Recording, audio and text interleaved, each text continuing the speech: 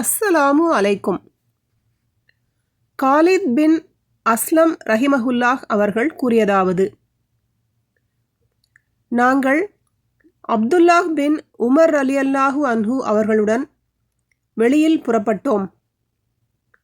அப்போது ஒரு கிராமவாசி, யார் பொன்னையும் வெள்ளியையும் சேமித்து வைத்துக்கொண்டு அவற்றை இறை வழியில் செலவு செய்யாமல் இருக்கிறார்களோ அவர்களுக்கு வதைக்கும் வேதனையே உண்டு 9:34 எனும் இறைவசனத்தை பற்றி எனக்கு அறிவியுங்கள் எனக் கூறினார். அதற்கு இப்னு உமர் ரலியல்லாஹு அன்ஹு அவர்கள், யார் அவற்றை சேமித்து வைத்து கொண்டு அதற்கான ஜக்காத்தை கொடுக்காமல் இருக்கிறாரோ அவருக்கு கேடுதான். இவ்வசனம் ஜக்காத் கடமையாக்கப்படுவதற்கு முன்புள்ளதாகும்.